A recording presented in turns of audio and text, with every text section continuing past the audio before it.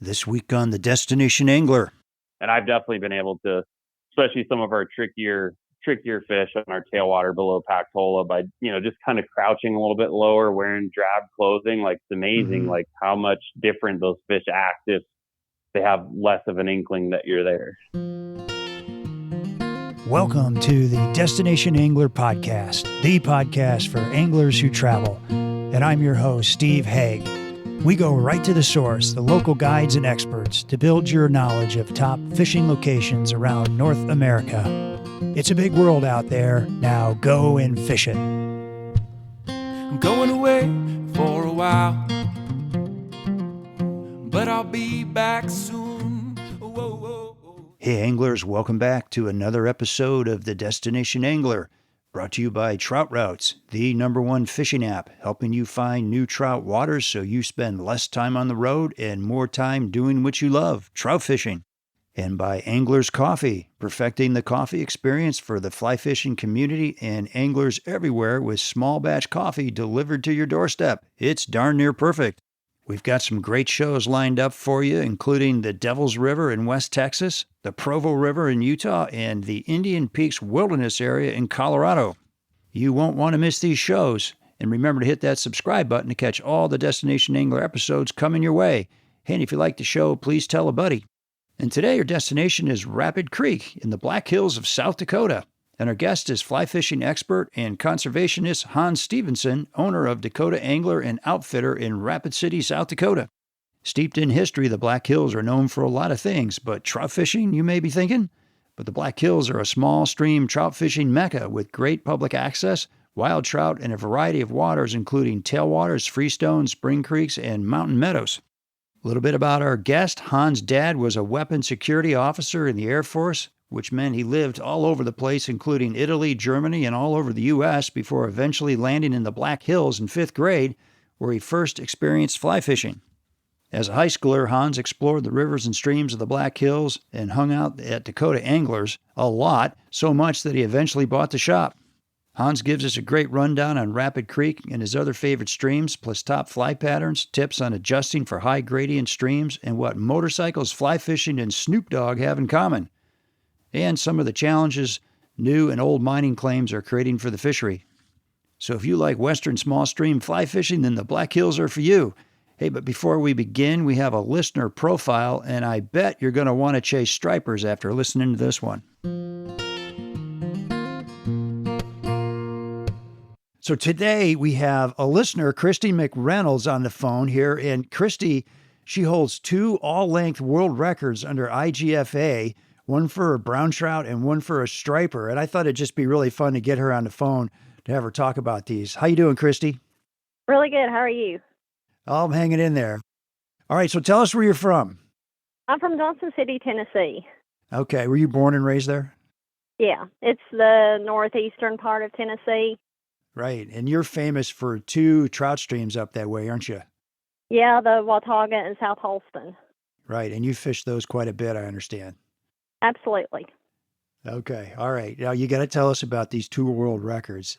Tell us about that brown trout. How big was it? What were you doing when you got it? I was fishing South Holston, and I caught one record, and it was 25.5 inches, and then I beat my own record with 27 inches. Nice. What fly were you using? Because you're a fly tire, right? Yeah, I tie all of my flies, and this one, it was caught on the kitchen sink, is what I call this fly. Okay. Why do you call it the kitchen sink? I can guess. It's got a little bit of everything in it. Including the kitchen sink. Okay. Pretty much. Yeah, it's an articulated fly, and I've got it to where I've tied so many flies, I've figured out how to make the articulation have a lifelike movement, and that's a part of the kitchen sink I really like. When it's in the water, it looks pretty real. It's swimming. It looks like it's swimming, right? Exactly. All right. Tell us about, what were you doing when you got this brown, and what was the fight like? It was, of course, it's on a boat. My husband's a guide, and he, takes me to all the places I need to be, and we just kind of work together in that sense, and he's like, here looks good. And I'm like, okay. And we like the fast moving water. I prefer to fish, which I streamer fish in fast moving water. And this was in about 2000 CFS. So it's pretty quick. I'm typical finding runs and fishing, from the bank towards the center. And that's how I caught it. I pulled it off the bank and it, ran and got it in the middle. Oh, he did. He chased you out there then. Yeah. Okay. So I hardly ever see the fish that I catch. It's more of like a hunting game. So usually, when they strike, I usually don't see it. Okay. And how hard did a 25-inch fish hit? I mean, it was a good fight. Especially, the more CFS, the heavier it feels. And then when you're working against current like that, you've got to be more meticulous in, figuring out the line capability and then keeping it on. Because I've had times where they have, rolled off. Okay. And unhooked themselves. So, so that happens. How much, did he take you down to your backing? Was it a screaming run? Like, what did he do? No, it was just a normal fight. Like, you would think, like, very rarely do I go in the backing with my line. I try to keep the fight quick and get them in quick. So, good for you. Yeah, I don't like to let them struggle long. So the fight wasn't real. It was probably under a minute. Oh, no kidding. Okay. Yeah. Big fish like that. Wow, no kidding. And then you weighed him and released him back in the water pretty quickly then, or measured him. Yeah, we just measured him. Yeah. Now, what about this striper? And you were telling me when I talked to you a week or so ago that these stripers fight a little bit harder than a brown trout. Oh, yeah. There's no comparison. The striper record I caught was a 91 centimeters, or is around 35.8 inches, and that one, it was a fight of a lifetime. Now he got close to my backing and he really wore me out. I had, burns from the line on my hand, and really, yeah, that was a fight. Like when he went and took it and ran, he went so fast that I guess where the line was wet and it ran through my hand, it looked like smoke. I don't think it was smoke, but it was just water mist sprays, but it was a rush. No kid. Were you in a river or a lake? Where were you? The river. Okay. Without giving away your honey hole, can you tell if it was the South Holston or was it the Watauga again, or where were you? Watauga, yeah. Oh, Watauga. Okay. And he took off smoking then, huh? Oh, yeah. Wow. And what'd you get him on?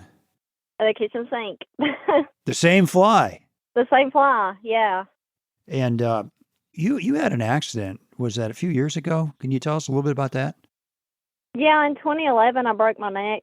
My husband and I were in a head-on car crash. Oh, man.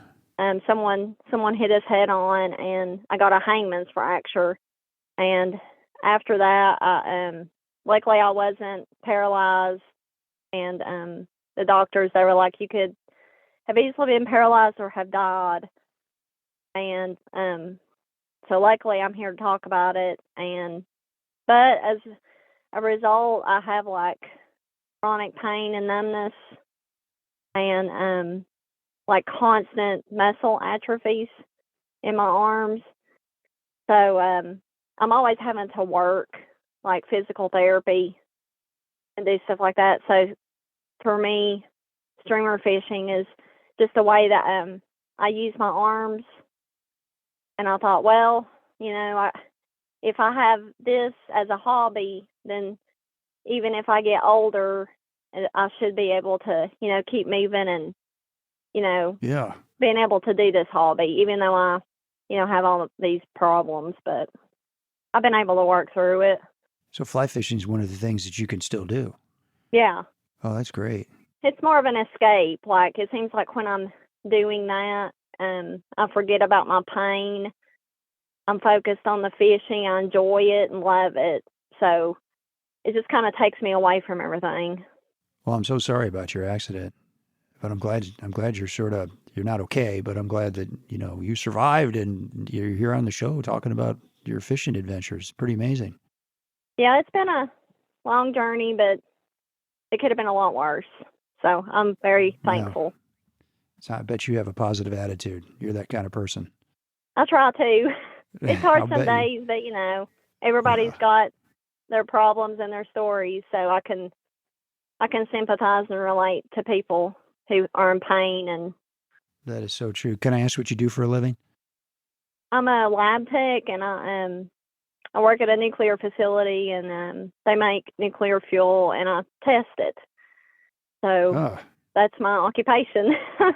You've got a government clearance for this too, I hear, a security clearance. Yeah. No kidding. Okay, so the dinner table conversation isn't about work, I'm guessing. No, it's pretty much off limits, but I can give you a gist of what I do. And fly fishing's my escape. That's your escape. Oh my gosh. Yeah. Well, Christy, I wish you the best of luck in everything you're doing. I hope you continue to be on the mend. I hope you continue to fly fish. Well, yes, thank you very much, and I hope so too.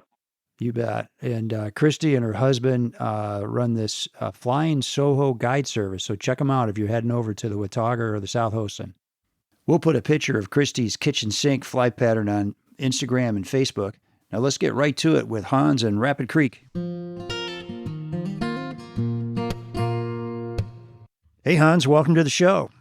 Hey, Steve. Thanks for having me. Yeah, really excited to talk about the Black Hills, right? Like I said in my intro, Black Hills are known for a lot of things, but, maybe not trout fishing, and maybe they should be known for trout fishing. One of the things that you and I were talking about a couple of weeks ago is how, like, right now is like prime time for you when the rest of the West is blown out. Isn't that right? For sure. Yeah, we kind of have a unique situation where we definitely get snow, but it doesn't result in any kind of prolonged runoff. And so it's one of our better times of year for stream flow. An awesome time, probably, like you said, the best time because of stream conditions. And then we've got good hatches starting. So dry fly fishing is good almost every day. And yeah, it's just a great time to be here. How about that, folks? So as you're headed out west, you're flying over the Black Hills, stop in and check it out because maybe your favorite stream is blown out, but the Black Hills are there for you in the month of May and other months. So, all right, so when I think of the Black Hills, kind of three things come to mind. Mount Rushmore, Crazy Horse, and all the Indian stuff that happened out there, and of course the Sturgis motorcycle rally. Yep, for sure. I mean, but there's a ton of trout fishing in the Black Hills. Can you kind of give us tell us about the just Black Hills in general, and about the trout fishing opportunities there? Yeah, I mean, obviously the Black Hills are really unique just because, they're generically called the island in the plains. And that's because it's just this little mini mountain range that shoots up out of the middle of the prairie. And because of that, we've got, some elevation that's up to over 7,000 feet. And we've got kind of a mini mountainous area that creates kind of a little cool, colder water situation than you might experience in the certain, surrounding area. And so that creates a lot of opportunities for, small stream fishing. And part of that same geology, the way that the Black Hills were created is like this upheaval through limestone. So the center is more like granite. And then as you get to the outside, you get limestone. So you've got kind of this varied geology, and that creates a lot of complexity in the landscape. And so you've got little tiny mountain creeks that have brook trout. You've got some freestone streams that flow through limestone. You've got some spring creeks along the edges of the Black Hills. And we even have a couple tailwater streams below reservoirs. And so all in this kind of small, mini mountain range, I guess you could call it. There's just this cool little variety of streams, but none of them are, much more than half an hour to an hour apart. So in the same day, you can fish 2 or 3 streams and see, a variety of water. Huh, no kidding. It kind of sounds like the driftless area, only with mountains. Yeah, definitely. It's got a lot of similarities to the driftless, and I haven't fished the driftless yet. It's definitely on my to-do list, but we get a lot of people that come out here from Minnesota and Wisconsin because it's kind of the first Western outpost of trout fishing from there. And yeah, there's a lot of similarities. Yeah. Are a lot of your anglers out there like on family vacations visiting whatever Mount Rushmore and whatnot? Yeah, it's a great place for that just because it's such a good family vacation spot. And if they're like me, every time our family goes on vacation, I'm kind of researching what fishing opportunities Yep. are there so I can sneak out and Exactly. fish too. Huh. And so we get a lot of people that, yeah, are definitely here for a week. And, outside of just running around to the standard tourist stops, they're, like, oh boy, there's a lot more here than just Mount Rushmore, even though that's really cool. Hey, it'd be fun to explore a creek or two while we're here. And so definitely it makes for a great destination where you can do the family thing and do the tourist stops, but you can also take the family fishing as well. You don't have to just kind of do the tourist circuit. Yeah, that's great. What are some of the, some of the more well-known creeks and rivers and whatnot out there besides Rapid Creek, which we're going to talk about today? Yeah, Rapid Creek's kind of the biggest watershed, so it has the longest amount of stream miles, and but we've got Rapid Creek, Castle Creek, Spearfish Creek. Those are kind of the top three. But then as you kind of branch out, you can find lots of small feeder streams. But then depending on water years, we'll also have great fishing on Box Elder Creek, Spring Creek, French Creek, Sand Creek, Crow Creek. There's a bunch of smaller streams in the area, and some of it they're you know, fishability depends on, the season that we're having, but you can always count on Rapid, Castle, and Spearfish Okay. creeks. Okay. Yeah, I'm on my little trout routes app here, and there's a lot of blue lines in this area to fish, and some Yep. really top-rated streams as well. So you're in Rapid City, and what Rapid Creek runs right through the city? Is that right? Yeah, it runs right through town, has wild brown trout right through town. One kind of good thing that came out of a bad thing in 1972, there was a huge flood on Rapid Creek, and a lot of people lost their lives. A lot of houses were washed away. But what that created was this kind of floodplain that they took off. They made it off limits for building after that flood, and so now we essentially have one contiguous city park all through town, connected by a bike path, and the stream flows through that kind of interconnected city park, and you can fish miles of stream in town that all have wild brown trout in them. So it's Oh, it's that's kind nice. of amazing. Like just a block and a half from our shop door, you could walk over and find fish rising to blueing olives. That's nice. So Yeah. it's really cool. And if I want to get away from town, is that pretty easy to do?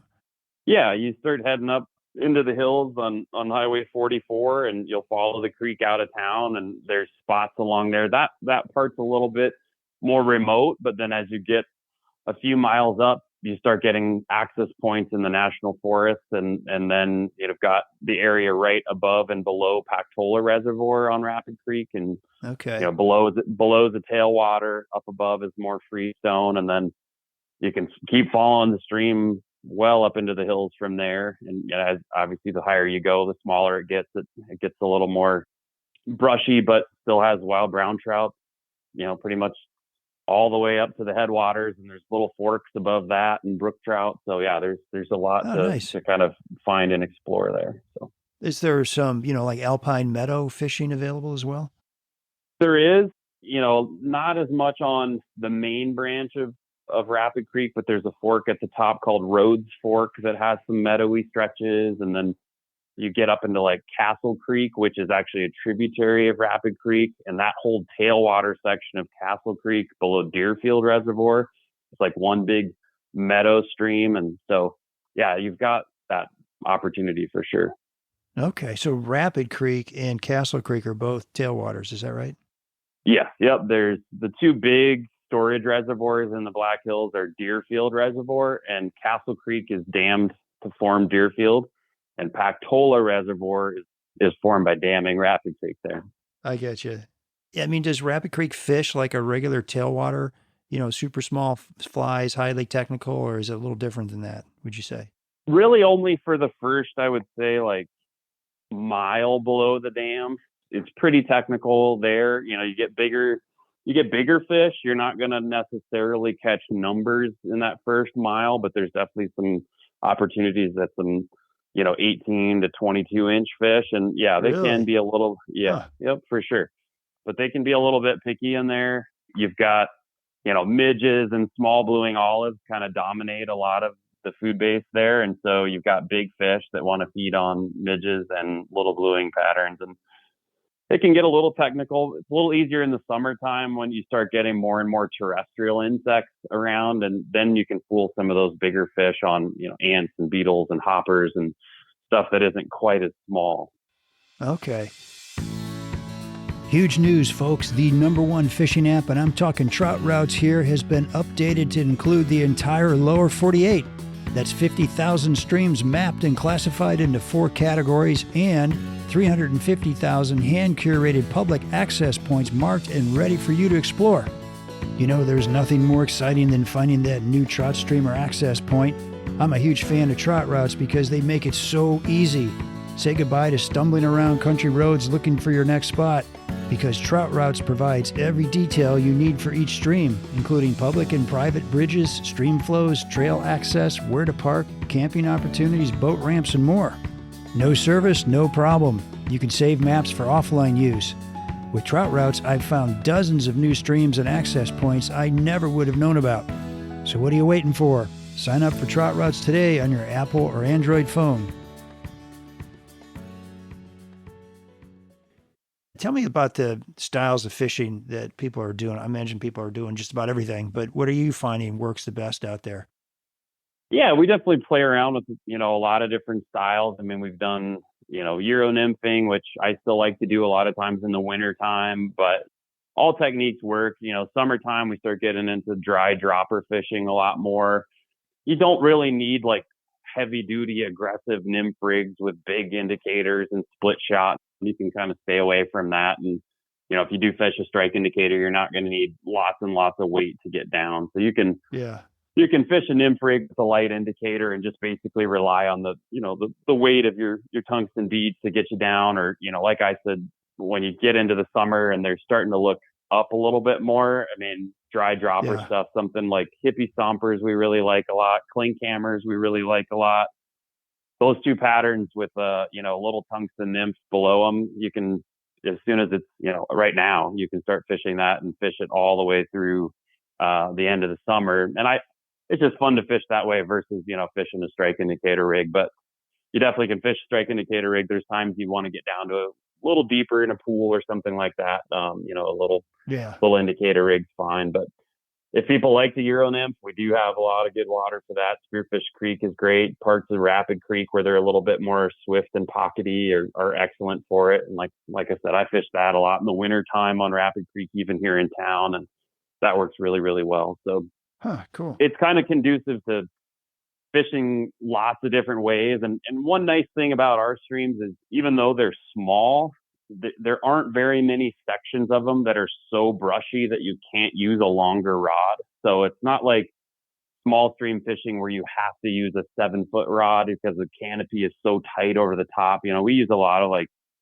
8.5-foot rods, even 9-foot rods work fine here. You don't have to use the really short rods that some people associate with small stream fishing. So it's a little more open. It's not quite that kind of eastern small stream, super dense canopy over the stream. So yeah. Are we talking like ponderosa pines? Like what's it look like when you go up, for instance, Rapid Creek? That's the dominant tree is ponderosa pines. We get a little bit of, birch and aspen and oak mixed in, but the Black Hills are dominated by ponderosa pine trees. Okay. And that's probably why they're called the Black Hills, right? Because from a distance, it looks awfully dark, right? Exactly. Yep. Yeah. So as you get a little higher in elevation, I mean, only at 7,000 feet, I guess, do the trees thin out at all, or is it pretty much kind of the same look as you're going? Pretty much the same look. The higher elevations, you do start to see more stands of like aspens and birches, and so it gets a little bit more diversified, but you're still seeing lots of ponderosa pine trees. There's no like tree line or anything where you're up and it's really bare, like you might see in the Bighorn Mountains just a little bit west of us. But right. So like, what's the gradient on Rapid Creek and like the CFS? Like, how does that kind of change over the course of the river? Sure. Rapid Creek is a little, a little pockety, a little fast in places, but by and large, it's pretty easy to fish. It's not super fast gradient in any of its stretches, really. There's plenty of pockets and pools and riffles. It's not, Spearfish Creek is another really great stream in the Black Hills, but it is much steeper and much faster. And if people aren't used to fishing like a small stream that is just really dropping quick, it can kind of challenge your ability to get a good drift. But Rapid Creek is it's pretty easy going. Your average flow is going to be, in town, you're going to be kind of in the 30 to 80 cubic feet per second range. If it's a wetter year, we might get into the 100 to 125 CFS range at kind of a higher fishable flow. I mean, you can fish it a little higher than that even, but as you go upstream, obviously it gets smaller. You're going to be in that, like, anywhere from 15 to 30, maybe 40 CFS, and just, throughout the season, that's going to vary a little bit. Yeah. Yeah, that is small. I mean, that's small stream fishing, right? Yeah. And it, obviously there's seasonal variability to that. And, right now they're really only letting out like 30 CFS out of packed hole as they fill it up. But once that fills up, they're going to kind of match what's coming in and what's going out. So you're probably going to be in that 50 to 80 CFS range most of the summer this year. And on a wetter year, that might jump up to around 100 or a little more. Okay. Do they do a pretty decent job keeping the minimum flow rolling in the waters nice and cool during the summer? Yeah, it's changed a little bit over the years, like based on some of the allocation in the reservoir, and the city owns a lot more of that now, just kind of water supply versus irrigators that used to own it. And so they used to run a lot more water through the reservoir when it was being called for irrigation. So now it's a little bit more stable. There aren't these kind of like wild swings where they're really calling for a lot in the summer and then really shutting it down in the winter. So it's a lot more stable now, which I think is better overall for the fishery, where you don't have like they artificially high and then artificially low flows. So right, that's definitely helped a lot. Yep.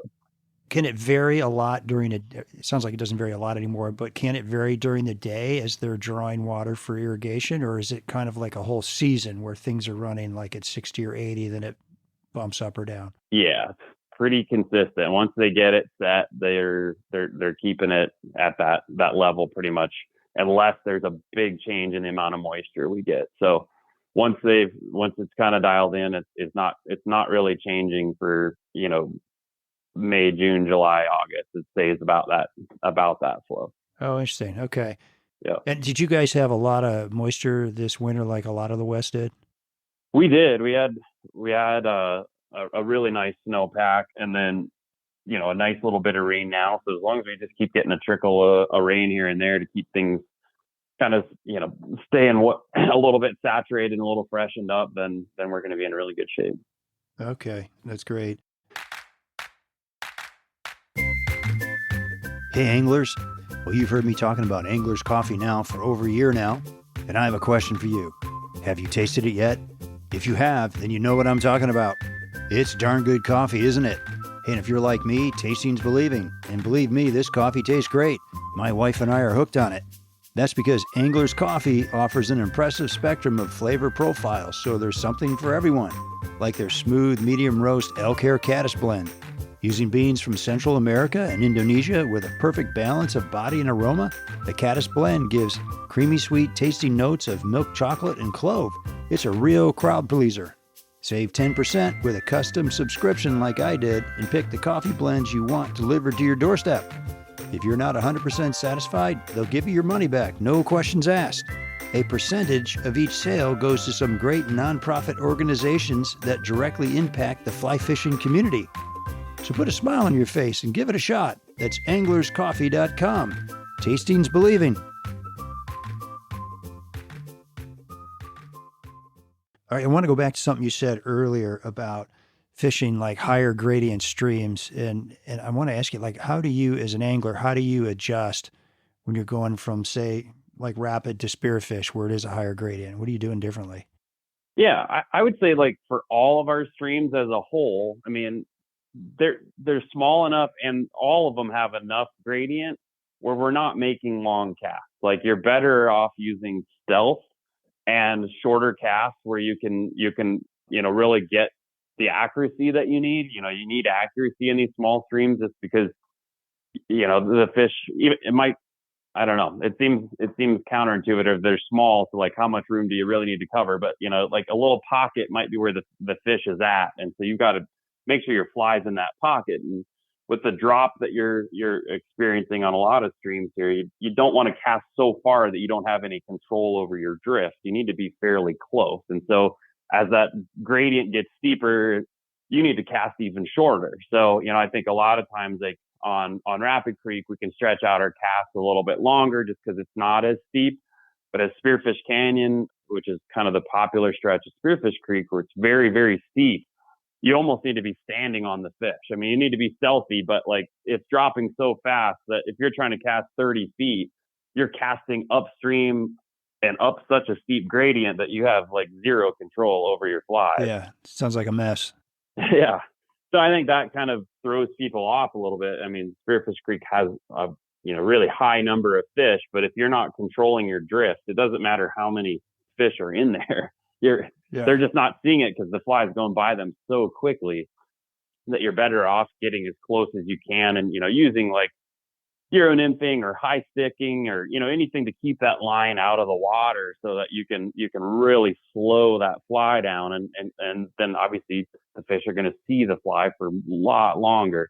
And so in general, we're making fairly short casts on all of our streams, and with the exception of maybe some of the technical parts of the tailwater below Pactola, we're not using really long leaders. Even though fish can be a little spooky, you still need to turn that fly over and really make sure that you're putting the fly where it needs to be. And so, like, the other problem with like a short cast, if you have like a super long leader and you don't have a lot of fly line out, it's hard to turn that leader over. So you need the weight of the fly line to help turn that leader over. So we don't use really long leaders. We use like 7.5 foot leaders, and even some of the newer leaders that have come out that are like 6 feet. There's a creek leader out from Scientific Anglers, and that's nice with a little bit of tippet, because when you're making a 15-foot cast, you need a little bit of line out of the tip of the rod to help load the rod enough to make that cast.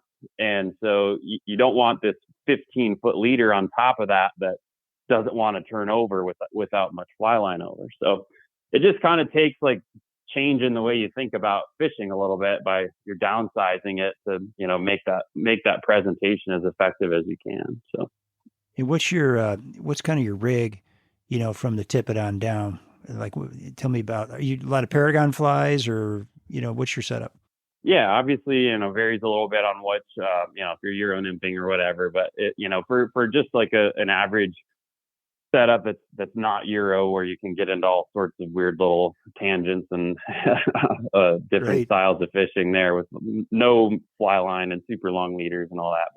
But with a normal rod and reel, I'd be using like one of those 6 foot leaders, or just a standard 7.5 foot 5X leader, which I'm going to tie some 5 or 6X onto. So I'll usually put a couple feet of tippet on, and then my first fly, I'll change it a little bit if I'm doing like a dry dropper rig. But I would say by and large we're using 7.5 foot leaders, a little bit of tippet to our first fly. So you might have roughly 9 feet overall leader length. Sometimes we'll shorten that depending on where I'm fishing and how much I want to shorten things up to turn it over. But yeah, 7.5 foot, a little bit of tippet. And so like right now I'm fishing a lot of like clink hammers, which like this British technique, or I think it's a British term. They call it a clink and a dink. So it's like a clink hammer dry fly with a small tungsten dropper. And so a clink and a dink. Clink and a dink. Yeah. It's got a good ring to it. But so I'll go at 7.5 foot, a little bit of tippet. I'll start with 5X. Most of the time you can get away with 5X to your lead fly.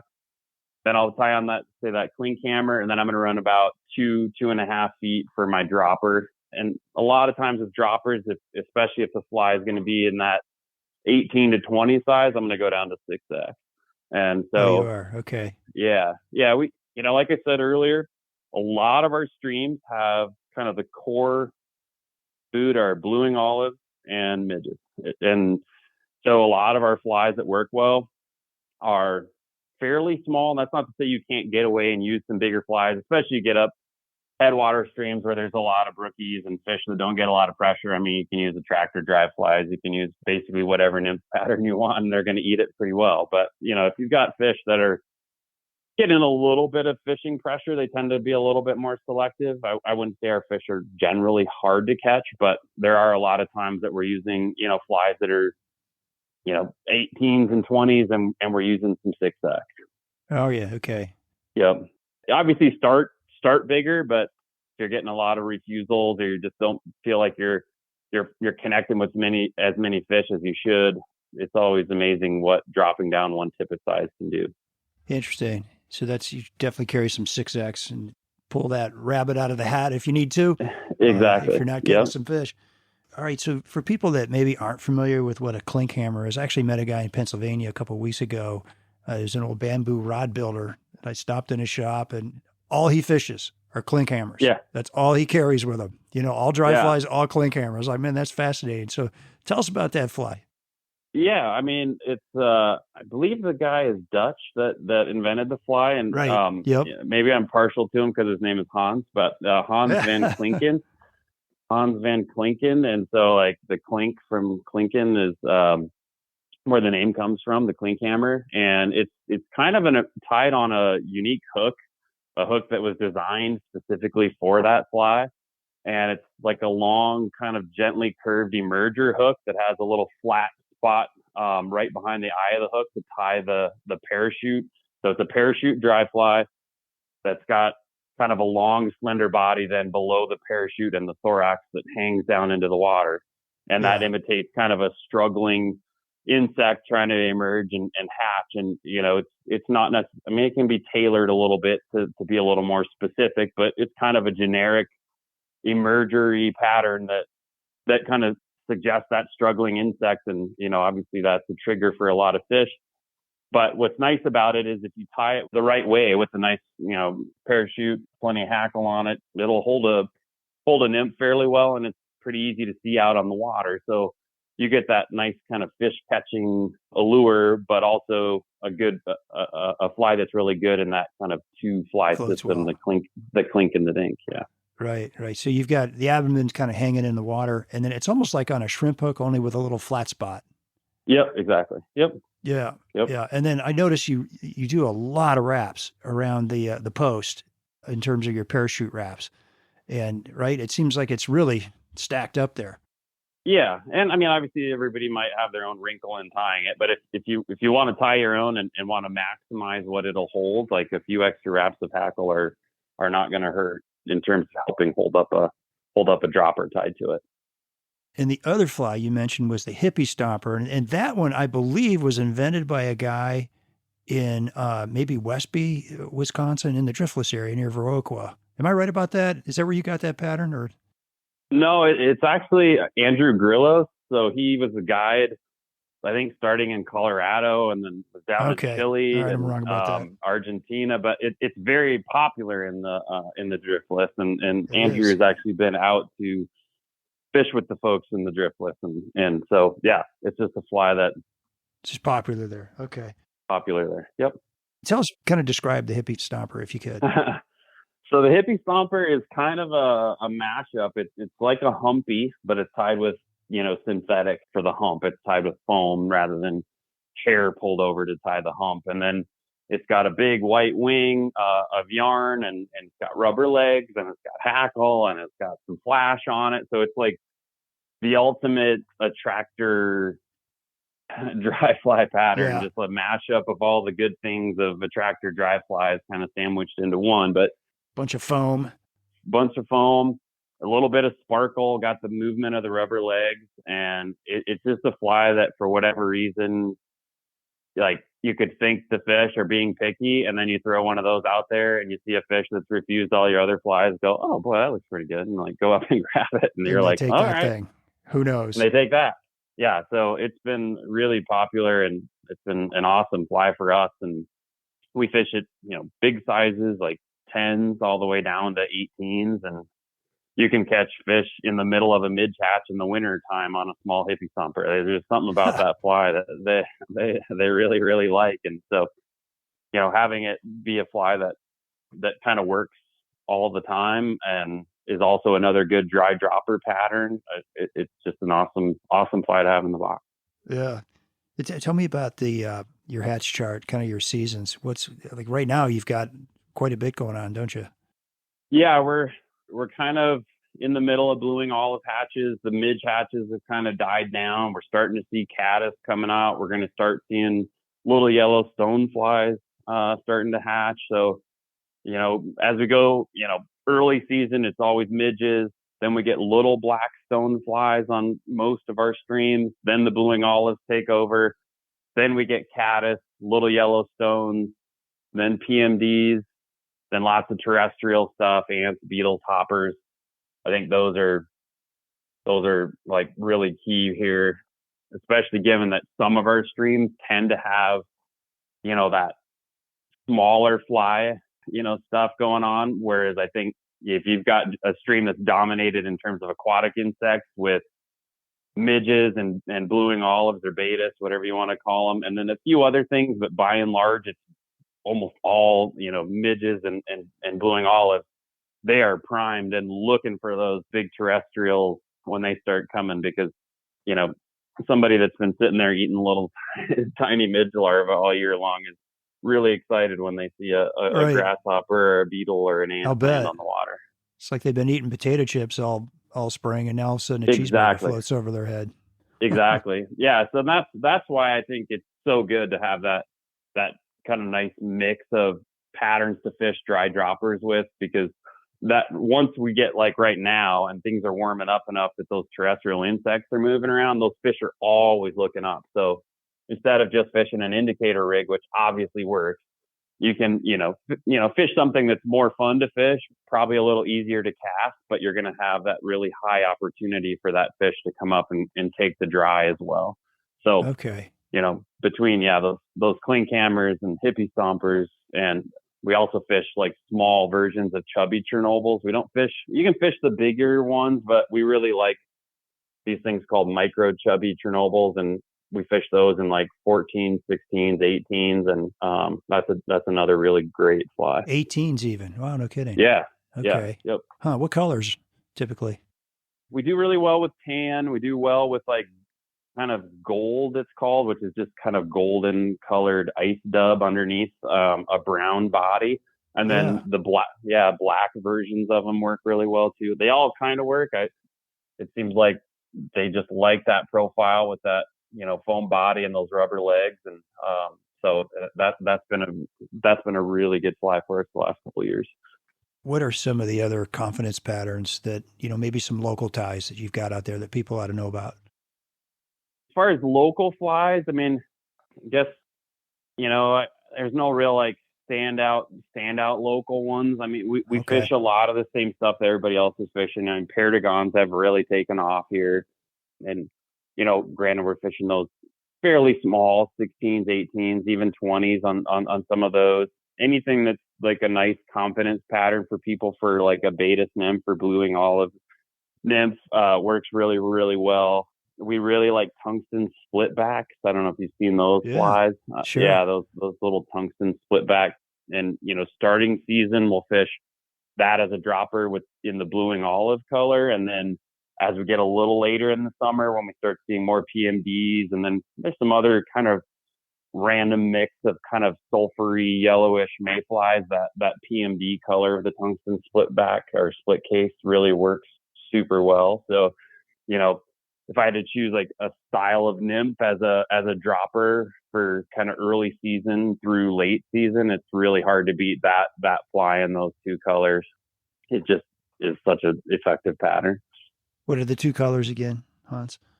So they tied in an olive version for a Baetis nymph, and then tied in a brown version for a PMD nymph, and that's just a great fly. Yeah. All right, that's a great tip.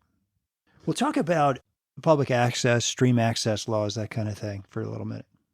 Yeah. So in the Black Hills, it's the Black Hills National Forest. I think it's like 1.2 million acres. Most of our most of our streams flow through the national forest. There's some small pockets of private land mixed around, but the vast majority of our streams are accessible through Forest Service property. And we have stream access laws like Montana. So if you're below the high water mark, you are on a public right of way. Oh, that's nice. Yeah. You get in on public property and keep your feet wet, keep walking, you're in good shape. And so it's really easy access. There's not a lot of hassle. Oh, that's great. That's fantastic. And most of these fish are wild fish, is that right? Yeah, very few sections of our streams are stocked. I mean, they stock some of the lakes and reservoirs, but we've predominantly wild brown trout.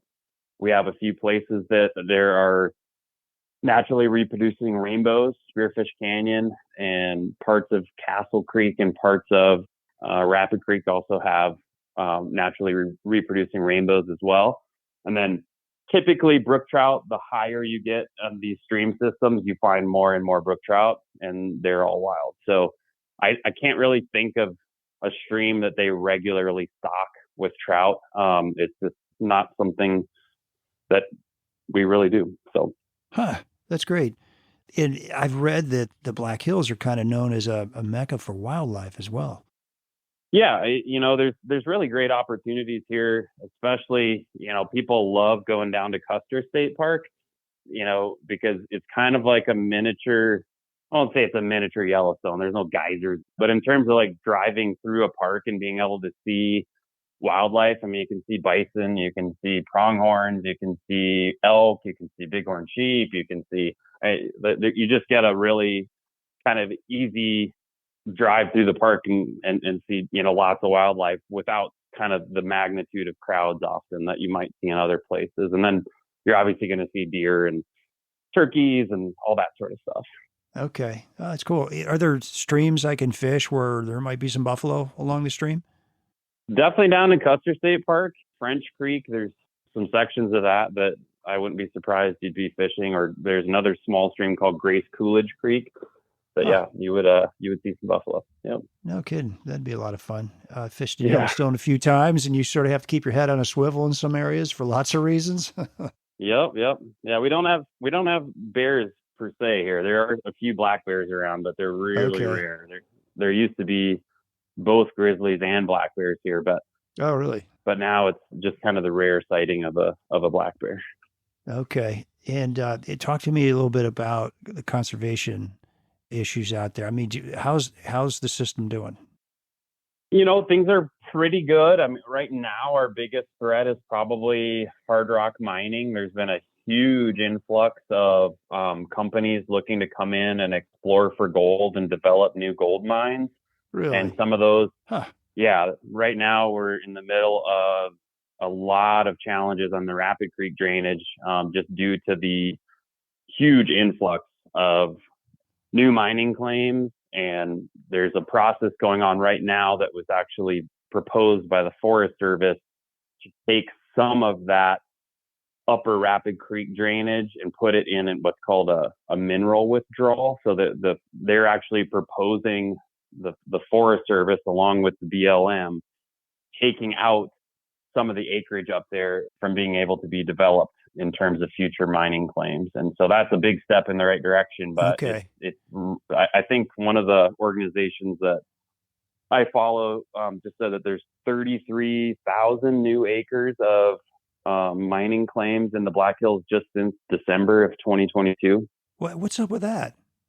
I mean, obviously there's, maybe gold becoming a little bit more valuable again, but I think maybe I don't quite know all the reasons why but I mean, we're just being inundated with new mining claims all across the Black Hills. There's comment periods of open right now on, projects that want to start new exploration near Spearfish Creek, near French Creek, near Rapid Creek. And so people that are here, I mean, if we want to kind of preserve what we have to be paying attention, because there's definitely a lot of attention being put on the Black Hills in terms of developing it for future gold mines. And then on top of that, because of batteries and things like that, lithium mines and all these different, I mean, they're flocking here. So we're trying to just pump the brakes a little bit so that we're not taking kind of our most valuable resource, because Rapid Creek, if we just look at just Rapid Creek, its water supply is stored in those reservoirs, plus the aquifers that it's feeding are the water supply for the vast,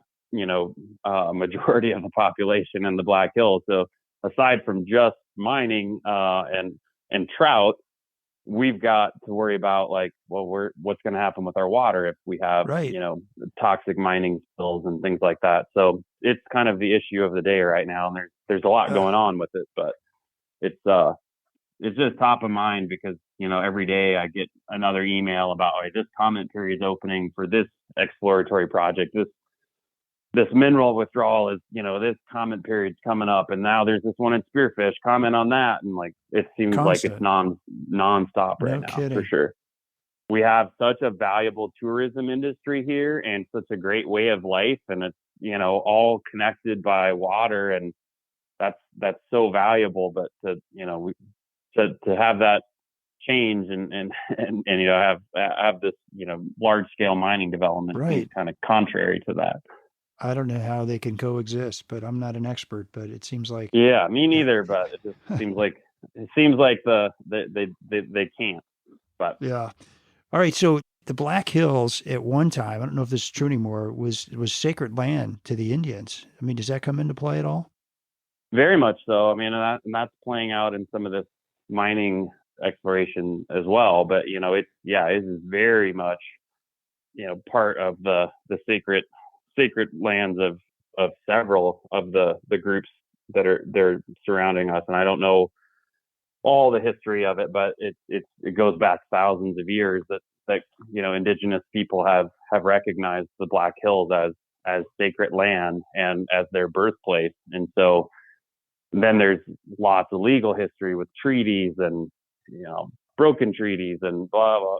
And it just goes on and on and on and on and on. And there's so much there that it's kind of there's always a little bit of a simmering tension there, which you look at the history of it and you can understand why. But yeah, but right. but yeah, no, very much so. It's still the sacred heart of the Lakota people and the Dakota people and the Dakota people, and so it's got a reverence. It's important. Yeah, very, very important. Yep. Hans, what is the story with the big motorcycle rally out there? I mean, it just seems crazy. Like 500,000 motorcycles in Sturgis, Michigan. Sturgis, South Dakota. What's up with that? It is quite the ordeal. So it's, what are we in now? Like we're well past the 75th anniversary. I can't remember, but it's been going on for an awful long time. And first or second week of August every year, you just start hearing this rumble, and it's a constant rumble for They're sure loud. that week. They are loud. And if you're around town, I'm at my house now, and we're kind of in a quiet spot of town, but you just hear a constant rumble of these bikes, and they show up, and depending on the year, it can be 500,000. It's been as high as 800,000, I think, and wow, it's bikes everywhere. It's changed a little bit over the last few years. It seems like it's maybe spread out a little bit more across the Black Hills in the region, so it doesn't have the intensity maybe that it did for a while. And it seems like regular tourism and bike tourism are coexisting a little bit more during that week, whereas before, maybe it's just the infrastructure in terms of hotels and things is built up enough that it can absorb a little bit more of it, and the crowds have been maybe not quite as strong for some of those rallies. But before, it used to be, if during that week you hadn't made reservation a year in advance, there wasn't a hotel room for 200 miles. It was just like craziness. I don't even know what cities can handle 800,000 visitors, especially Sturgis. I mean, where do they sleep? They must camp out, right? Oh yeah, there's camps everywhere. There's little pop-up campgrounds. There's all the hotels are full. There was a cottage industry of people renting out their house. This is kind of before Airbnb, but now it's kind of rolled into Airbnb, but cottage industry of people renting out their house for the week. So yeah, it's kind of anywhere and everywhere. Oh my gosh. Are they tame, or are they kind of a rowdy group? No, I mean we've had some incidents in the past, but by and large, it's a pretty tame deal. So Yeah, how did it get yeah, started? You say, how many years has it been in existence? it's over 75. I don't think we're not quite at the 80th anniversary yet, but I think it was a motorcycle club in the Sturgis area called the Jack Pine Gypsies, and they started a little get together, and that just kind of kept going and going and going and morphed into the Sturgis Motorcycle Rally. Oh my gosh. So what do they do? Do they just ride the Black Hills? Is that the idea? Or what are they doing while they're out there? Yeah, most of the days they're out riding, and then around Sturgis, there's lots of concerts, and so there's Okay. kind of a group regrouping in the evening for like events and concerts. There'll be one of the big campgrounds will have anybody from it, anymore. It's like Snoop Dogg to Leonard Skinner. Really? Like it's just Seriously? Huh. yeah. No, I'm not Snoop kidding. Dogg Like, in see all Rapid City. yeah, it's Sturgis. He's at the Buffalo Chip campground at Sturgis. So yeah, it's something. I'm still trying to picture Snoop Dogg in Sturgis, South Dakota. I know. I'm I know. struggling with that, I but it's know. happened, huh? That's not a factoid. That's a true story, huh? It's happened. I think he's coming back this year, as far as I Is saw on the he? billboard. Yeah. Yeah. Okay. There you go, Yep. folks. So if I happen to be lucky enough to be fishing the Black Hills in August when this is going on, can I get away from motorcycles and rumblings, or am I pretty much going to be hearing motorcycles the whole time? You might hear them a little bit. I mean, certain areas like Spearfish Creek and Spearfish Canyon runs right along the highway that goes through the canyon. And so that's like a scenic drive. So that'll be busy all day long with bikes. So you're not going to not hear them in Spearfish Creek. Okay. Rapid Creek, you're going to be able to get away and get, there, a lot of the bikes don't like to go on gravel roads. So if you get anywhere up where you got to go on a gravel road a little ways, you're not going to be by the bike. So like Castle Creek, below Deerfield, Upper Rapid Creek, you're going to be able to get away from them. And the nice thing is there's enough competition with the bikers being in town that a lot of other people aren't in town. And so if you can get through a little traffic to get where you're going, you're not gonna have a lot of competition. By and large, the bikers don't. We get more and more. Fishermen. It seems like that fish a little bit while they're here, but they're not packing fly rods. Not every one of them has a fly rod in their motorcycle bag. So yeah, Hans, it sounds like a business. Sounds like a business opportunity. I know. You got to stock up on those 6-piece travel rods. Right, it could be your biggest week of the year, man. You get 100,000 bikers fishing. Of course, probably nothing left. Leather accessories and right. And 6-piece rods, man. Yeah, we had a breakthrough here today. Yeah. Oh my gosh. There you go. All right. Well, let's shift gears a little bit because I'd love to hear your story. Growing up, moving around the country and moving out of the country, and then one day, what happened? Your parents said, "We're moving to South Dakota," and what did you think? Well, I was always a little familiar with it. So my dad's from the eastern side of the state originally and grew up on a farm. Okay. My mom's from central Illinois and grew up in a farm, but my dad was in the Air Force. They met in Florida, went around, and then we're overseas, and I was born in Italy, and then we moved to Germany, and then Virginia, then California, and then there is an Air Force base here in Rapid City, or just outside Rapid City, Ellsworth Air Force Base. And so that's how we got back here. But we'd always had a family tie here, not necessarily to this side of the state, but we'd visited the Black Hills prior, and it was a good place for us to get back to because after traveling all around the world, being in a place that was, my dad's home state and at least within a few hours driving distance of some relatives versus being, a plane flight away from everybody, it was a good place to make his kind of last stop in the Air Force. And then after his final 3 years in the Air Force here, then retired here. So that meant we were kind of rooted here, and I got here just as we were going into I was going into the 5th grade. So then went through high school, and I even went to college here in Spearfish, and so just kind of stayed here. After moving around, I've been hesitant to keep that cycle going. I wanted to just stay somewhere for a while. What did your dad do for the Air Force? He was a security police officer, and a lot of that was like during the Cold War and nuclear weapons. Like there was Yeah. nuclear missiles here, and so he in Europe he was doing like weapons security, and then out here it was weapons security when they got here, kind of making sure that those nuclear weapons were safe and secure. And Huh. that's what he did. Yeah.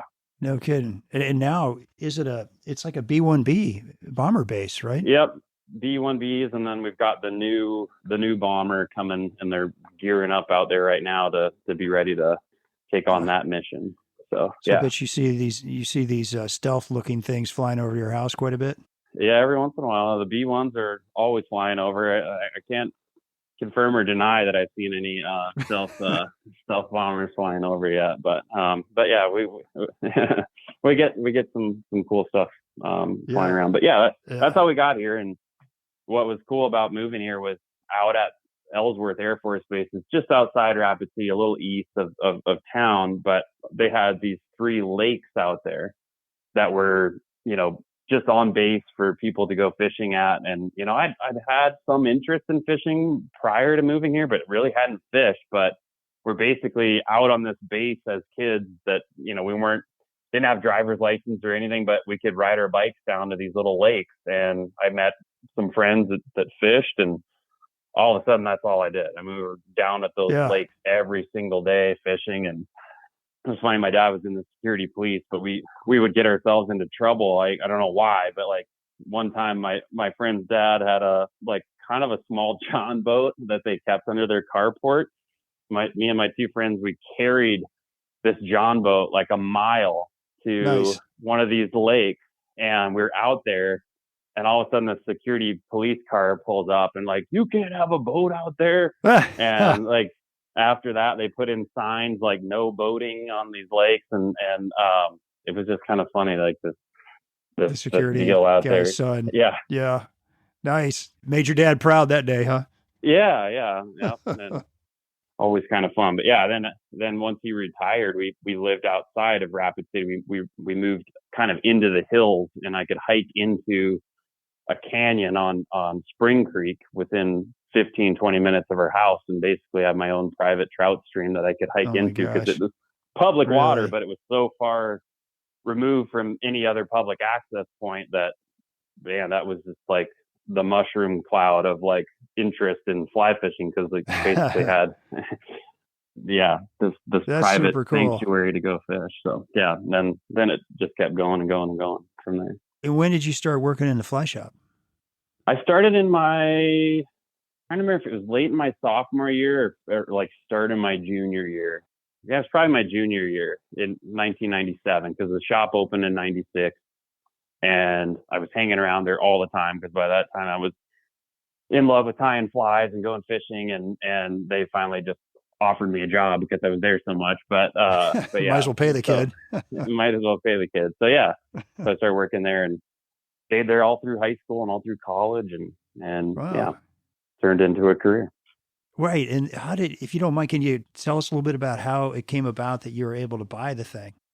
Yeah, I mean, I knew the owner obviously really well, and it helped, run the shop for a few years during college. Early on, I wasn't the manager or anything like that when I was just in high school, but as I was there longer and longer, and kind of took more kind of pride and ownership in the shop, and just kind of kept working there, and seeing the potential for it, and he had another job, and wasn't in the shop every day, and was just kind of maybe getting to the point where it was like, well, maybe I don't want to do this as much anymore, or keep the shop. I just kind of knew that there might be a chance that if I asked if he was willing to sell, he would take it. And so I asked him, because I'd had a biology degree from Black Hills State University in spearfish, and wasn't quite sure if I was ready to go to grad school or do all that stuff. And my wife, it wasn't my wife, but girlfriend at the time, wife, was like, you should just buy the shop. And my family's like, yeah, it's the obvious thing. You should buy the shop. And so I asked him, and we worked something out. So no kidding. Wow, that's great. As a young guy, you were able to buy a fly shop, and here you are 30 years later or something like that. Yeah. I owe it to him too, because, as somebody that was pretty young out of school, it's not like I had lots of equity in house, and like I could go get a loan and all that sort of stuff. So, we worked it out, and he basically financed it so I could do it. And so without him being willing to do that, I wouldn't have been able to get the shop and Okay. have it, since 2007. So I was going to say, it sounds like he kind of believed in you. yeah, no. And we had a great relationship, and he's still part of the group of guys that comes in on Saturday mornings to drink coffee and hang out at the shop. So, Oh, that's great. yeah. So it's been. Was that part of the deal? You had to make sure he had a spot for him to drink his coffee? Yeah. I had to have like his chair and his mug His and chair. all that stuff. Right. Yeah. A sign over him. Yeah. Yeah, exactly. I'm curious, what's been the hardest and maybe the most surprising thing about running a fly shop? I just think probably the hardest thing is just how much it's changed over time in terms of like a brick and mortar store, like, and especially after the pandemic, like it's become like so much different than it used to be. Like you've got to maintain all this, social media, and if you're not doing something online, you have to maintain a bigger presence than you might have used to. It just seems like there's just more and more complexity all the time, and more things you have to keep up with to kind of feel like you're keeping things visible and moving. And like, it's a great living and a great life. It's just, but you're in it all the time. And it gets more and more complex as you have to kind of keep adapting to changes and just running a retail business. But I can't think of anything else I'd rather do. Yeah. I always wondered, if you made your hobby your job, would you still like your hobby? Yeah, I still love it. It's just as life changes too, like right now we have 2 kids, and as they get busier, it just that is you got to commit to your family stuff, and that takes you more away from although I fish with them too, but it's not the talking about fishing and that sort of thing that changes it. It's just sometimes you have other things that you got to do, and just the way life is. But no, if anything, that's the great thing about fly fishing too, is there's always something different to learn. There's always some different technique you can try, or different fly you can try, or different species you can fish for. And so for somebody like me, I guess I'm always kind of curious about like, oh, what's this next technique that's coming out, or what can I do to change this fly, or what other fish can we fish for? It never gets boring. Right. That's the amazing thing about fly fishing. It's just this journey that you can just keep going and going and going constantly. And going.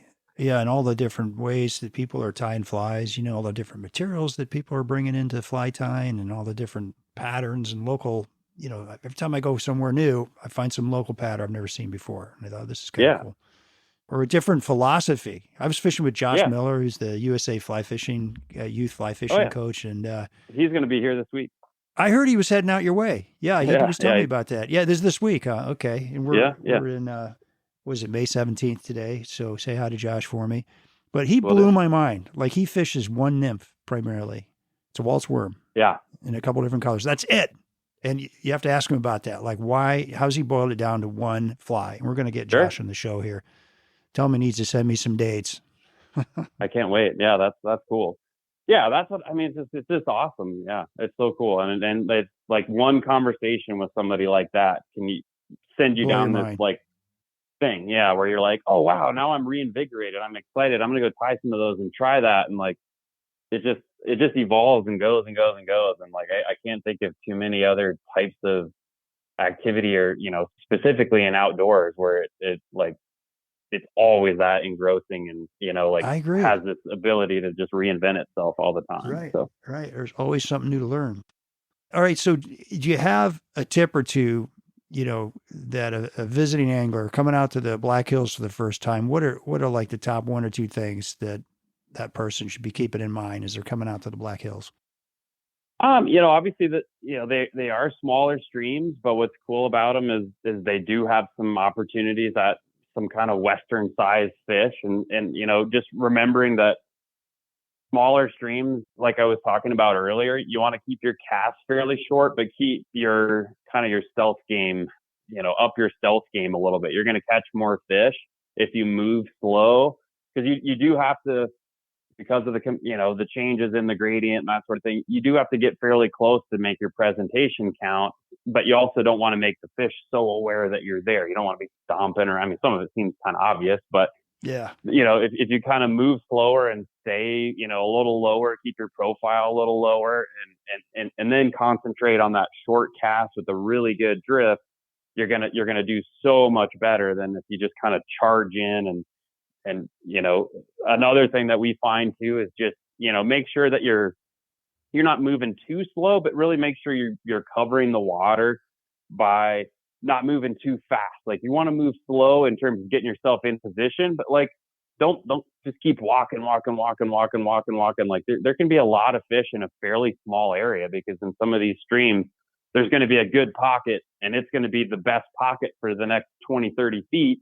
So there might be way more fish in that spot than you might have thought for a small stream to be able to hold in, a 5 foot by 5 foot area. So don't move so fast that you're just covering water without, making sure you have made that nice drift against the bank a few times, or, like, change it up a little bit. Like, I think sometimes around our water, people are, moving too fast in general. Just slow down and enjoy it. Yeah. Like, obviously you want to cover water till you find the better water, but I see people all the time that are moving too fast, or like on some of our meadow streams, they're fishing downstream, standing up on the bank. And it's like, really? Every fish in here is like seeing you coming. They know you're there. Yeah. Downstream. Okay. Yeah. I don't know why, but there's one at Castle Creek below Deerfield for some reason. I see lots of people like standing on the bank as high and as visible as possible, walking downstream, and then they'll see me later and say, "Oh, I didn't catch anything." It's like, well, I can guess why, but yeah. Yeah. So yeah, it's not, like I said, overly technical fishing, but I just think knowing that, like, you want to keep your cast a little bit shorter and keep yourself, a little less visible if you can, you're going to have way more success than if you're trying to cast 30 feet, 40 feet. Like, you just don't need to do that. And if you need to, shorten your leader up a little bit, so that you still got enough fly line out of the tip of the rod to load things up and turn that leader over, and you'll be a lot happier. So, do you wear drab clothing? I've noticed a lot of people out west wear a lot of really bright clothing, but if you're trying to get close to these fish, could you kind of borrow a page out of the Eastern Fly Fisherman's Handbook and kind of wear some drab clothing? No doubt about it. Yeah. Like, I think if you do a nice job and you're staying low, like, you can probably get away with a little, brighter shirt, but it doesn't hurt to have, like a, light gray shirt on, or a light green shirt on, and something that's, olive or whatever, that's not, bright blue or pink or, orange or something like that. But yeah, right. No doubt about it. And I've definitely been able to, especially some of our trickier fish on our tailwater below Pactola, by, just kind of crouching a little bit lower, wearing drab clothing. Like, it's amazing, like, how much different those fish act if they have less of an inkling that you're there. Isn't that interesting? Yeah. So you can really tell. No kidding. Oh, for sure. Yep. All right. So I always end my shows with the questions around food. So what are your favorite places for the hungry, thirsty angler at the end of the day? We've got kind of some fun little breweries popping up like everywhere else, I guess. So, in terms of around the Black Hills, Rapid City and Spearfish both have nice little brewery scenes popping up, and almost every night, especially once the weather's nice, we've got great little food trucks. I mean, this is becoming more and more ubiquitous around the country, but like, even here in town, like on Rapid Creek, right in the middle of town, there's Founders Park, which is a nice kind of jumping in point for a lot of people. Right across the street from there is Lost Cabin Brewing, and they almost always have a food truck. It's awesome. You can just get off the water and head over there and hang out outside and have some great beer and kind of figure out what variety of food truck is there that night. And nice. Same thing up in Spearfish. There's some breweries near the creek, and outside of that, we've got some cool restaurants in downtown Rapid City, anything from kind of specialty like ramen shops to kind of cool bistro type settings at Tallies. And so nice little mix out there for sure. Sounds like a foodie town. Yeah, to some degree. Yeah. We're getting there. Okay. We're getting there. Yep. And then like Spearfish has a lot of great restaurants down in Custer. There's some really great restaurants. So what if you're visiting here, you can find some really cool spots as you're traveling around the hills. Man, that sounds awesome. What's your favorite shore lunch? Boy, I'm pretty much, once I get out on the water, like a Cliff Bar and a bottle of water, and like okay, a Cliff Bar. Yeah, I'm with you on that one. I get kind of in the zone, and I don't. That's the other thing I love about fishing is just like it's this time warp. You're out there and you're just so engrossed in that environment that you go, holy cow, I've been out here for 6 hours. You know, like it's hard for me to stop and just sit down and eat. But I love food and I love to cook. But when I'm out on the water, like something light and I'm not usually stopping to have some elaborate lunch. But food is secondary if the fishing's good. Exactly. Yep. All right. Hans, thanks for being on the show. It was great having you. Thanks so much, Steve. I really appreciate it. It was a super fun opportunity and always happy to share about the Black Hills. For sure. How can people get in touch with you? Yeah, we're at Dakota Angler and Outfitter, and that's Flyfish SD. So it's Flyfish at South Dakota. So it's flyfishsd.com. And you can stop by the shop or find us on our website and shoot us an email. But we're open 7 days a week. All right. Hey, would you mind sending me some pictures of those top flight patterns we talked about? No problem. Can do. All right. And we will put those out on our show notes in our Destination Angler Facebook and Instagram page. Hans, I wish you extraordinary success in all your adventures to follow. Folks, you can email me or DM me with comments and suggestions at shaig50@gmail.com. And if you like the show, please share it with a buddy. As always, our music is by Brothers Fountain. Hope you enjoyed the show, and we'll see you again soon. Tight lines, everybody. Well, I'll go from the land to the shining sea. But I know there's more to life than what the eye can see.